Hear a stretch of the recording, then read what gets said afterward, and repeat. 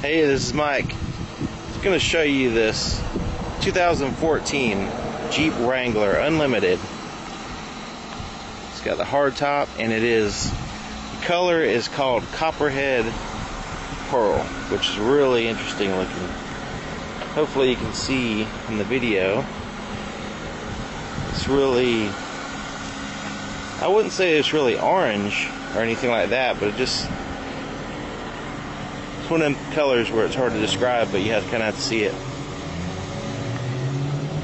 And since it's pearled, it's kind of changes depending on how the light hits it.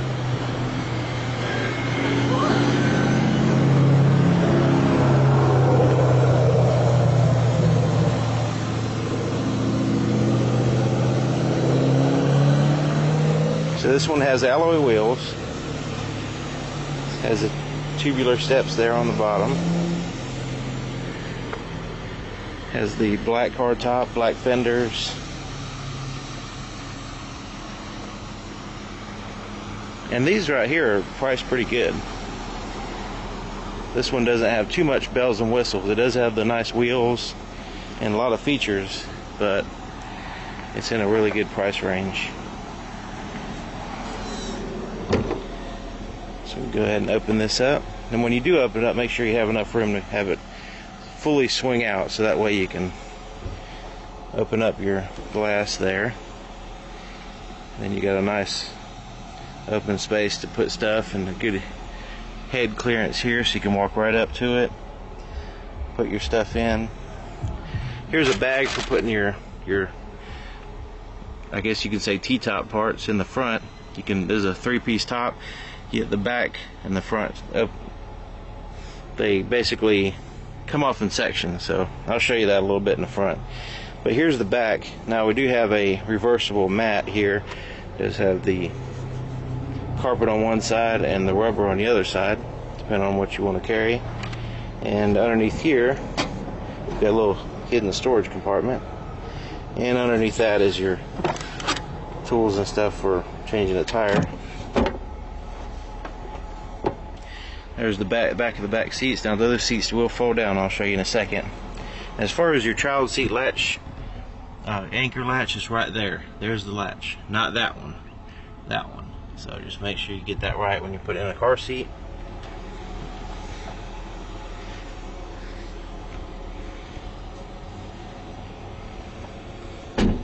And these Goodyear Wrangler tires that they have on these Jeeps, they really have a good tread design. It's like they're smooth on the outside, but once you dig your fingers in, there's lots of traction there. It's pretty neat. There's a tow hook on the back. The fuel cap is on the driver's side, which is convenient. It does have 4-wheel disc brakes. Let's go ahead and check out the back seats. Now here's the inside of the front back door here. Not a whole lot of stuff on it, just a handle, your door lock, and this net pocket. Your window control is right here in the middle. Right above your cup holders is your window controls for the back seat drivers. Seat goes down. Headrest will kind of flop back, and then that way in case you need some more room. Now this is a 60-40 split to where you can have some passenger, some extra cargo space, depending on what you need. That side will fold down just like this.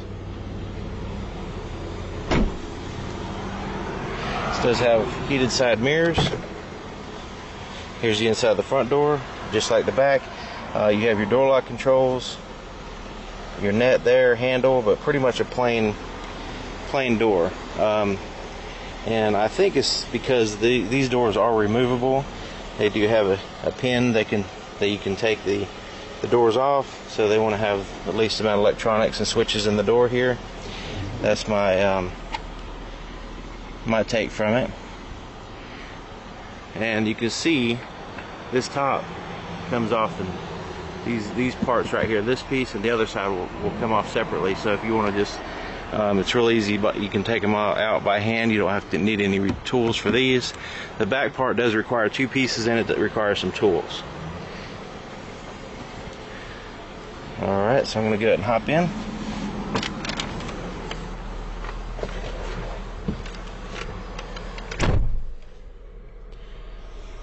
And these hard tops are pretty quiet. I mean, going on the highway and stuff, they're really quiet compared to, like, say, a soft top, especially the older soft tops. You got a little latch there, there, there, and there. And then you take these little, you unscrew these here to take your actual tops off. These T-tops. Then it has the bag in the back to store them while you're driving. And the bag actually straps to the back of the back seat. And then that way, yeah, you can still have your storage space back there. It's a pretty neat design. Alright, so here's the steering wheel. We'll go ahead and start with that. It's leather wrapped. Does have a nice quality feel to it, a good thickness. You have your cruise control settings here on the back of the steering wheel. I can turn the volume up and down on the radio. On the back of this side, I can change to the stations or the tracks on the CD. So we do have some stuff there while you're driving on the highway. You don't have to take your hands off the steering wheel. So I'm going to turn the volume down. Right here, you have, there's your gauges, and this button's here. Kind of steps through some different information right here. Like right now, the vehicle's facing west. It's 77 degrees outside. Distance till empty, which is 135 miles before you have to put gas in it. Estimated time. So you got a little bit of information here. Not a huge, like touchscreen or anything like that, but it does give you a little bit extra information, and you control that right here with these buttons.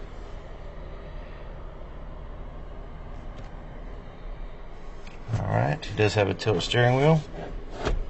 No telescoping though. Let me turn the air conditioner vent. The vents are pretty easy to manipulate. You can close them like that, open them, and just grab them and turn them and aim them where you want. Preferably not towards the camera. Okay. Alright, here's the window sticker. Gonna just kind of give you an idea of what it looks like.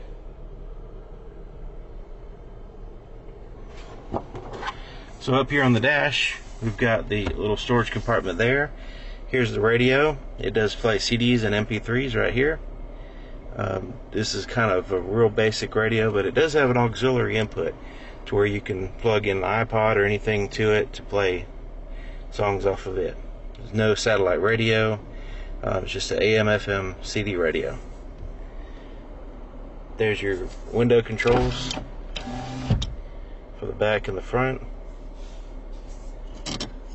Here's your climate controls. Pretty basic. Fan speed, temperature, and where you want the air to blow. Right here is a little joystick for adjusting your side mirrors.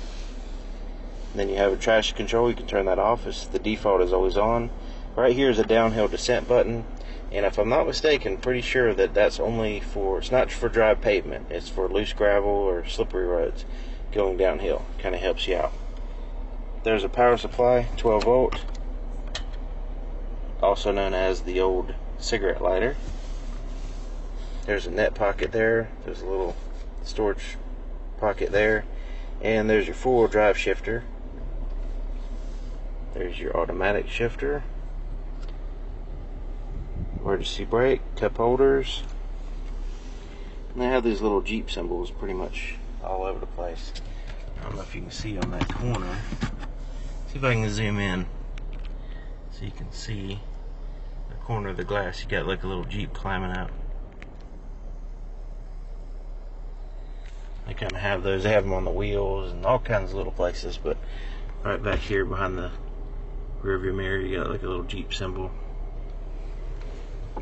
Alright, here's a center armrest, and it also opens up, and you have actually have a storage pocket here with a power supply, and it also has like a shallow pocket here, I guess, to put like a cell phone or something.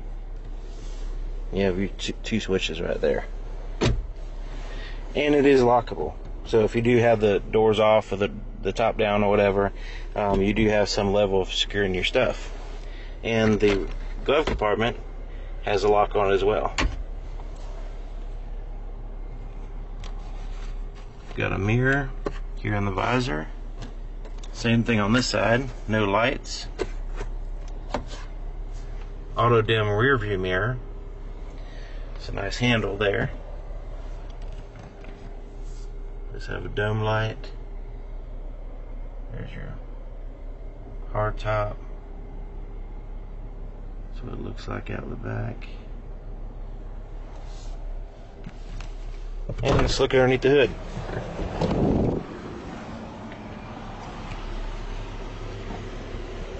Oh, so used to looking underneath the dash. Wranglers do not have a hood switch. They have these little switches. These little latches, I mean.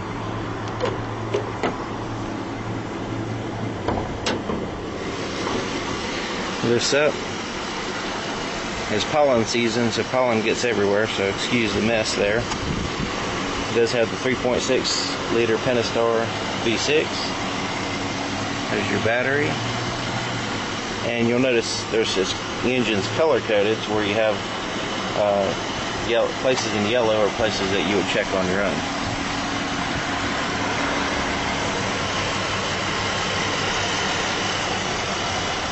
Can't really see a whole lot. It seems like the trend nowadays is to cover everything up with plastic so you can't see the engine, but that's the way it is. Alright, go ahead and retlatch it.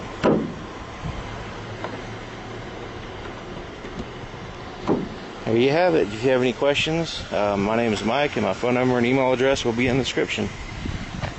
See you next time.